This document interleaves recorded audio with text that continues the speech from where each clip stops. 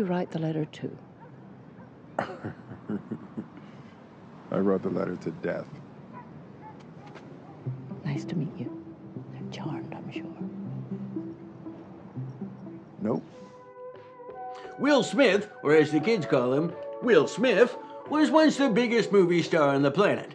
And over the past 10 years, he's traded July blockbusters for December dramas. But I'm pretty sure after the release of this dud, he'll be going straight to on demand. Was it the holidays? It wasn't that. Well, then why you decided to come in tonight? I'm trying to fix my mind.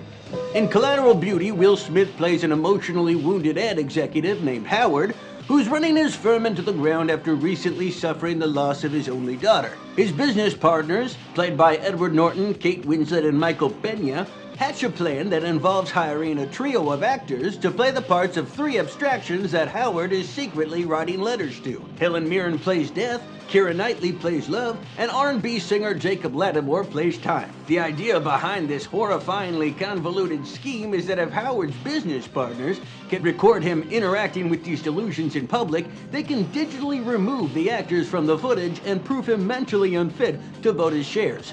I wonder who's the poor intern that'll have to put in all the holiday overtime to pull that rotoscoping job off. And if you find yourself wondering, as I did, why these actors would go along with such an evil, manipulative plot to oust poor Howard from his company, it's in exchange for a large sum of money that they'll use to help save their fledgling theater company. Although, when you take one good look at their beautiful Manhattan rehearsal space, you'll find yourself thinking, maybe they're just not budgeting their expenses wisely. Collateral Beauty is pretty unusual for a Will Smith movie, as he spends most of the first half of the film not saying anything at all. The studio must have thought Will Smith's speaking could be a liability, considering his recent string of box office blunders. But it's when Will Smith is given the right material to work with when the movie really starts to shine. Unfortunately, that right material comes a little too late, as during the film's climax, I was already checking my phone for the nearest Uber. I noticed when Howard wasn't constructing elaborate sets of dominoes or riding his bike into incoming traffic, he was reading books like Journey of Souls and The Hidden Reality. A couple of books that must have been where the script got much of its new age nonsense from, with trivial one-liners like, I wasn't feeling love, I had become love, and nothing's ever really dead if you look at it right. Well, I must have been looking at this movie wrong, as it seemed pretty DOA to me. Dead on arrival. The story sets up its exposition quickly before eventually sliding into formulaic melodrama for the rest of its runtime. The film's cast, as talented as they are, appear to be going through the motions and simply waiting around for the scenes where it's their cue to cry. Spoiler alert, they all get one. In fact, in the scenes where Howard's colleagues open up to the actors they've hired to fool him, it's they themselves that start to feel like the ones who are truly acting. Maybe this was the plan all along of director David Frankel, but judging from his previous works, like Marley and Me and the Big Ear, I'm inclined to believe that that sort of nuance is beyond him. There are two surprises at the end of the film.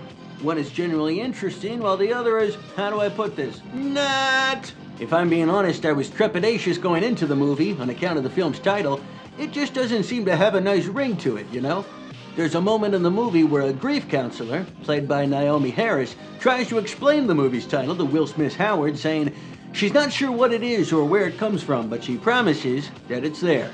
To which Howard responds, I think this was a mistake, which, incidentally, Will Smith probably should have said after the initial pitch meeting.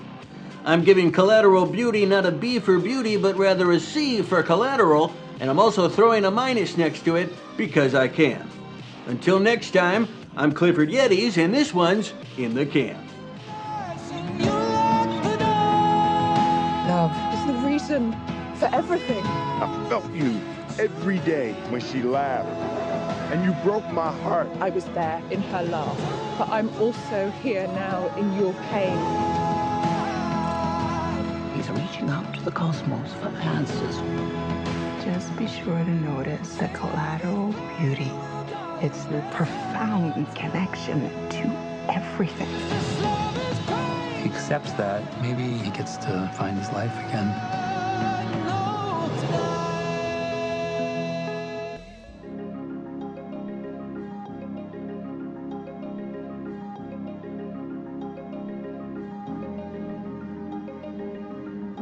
Oh.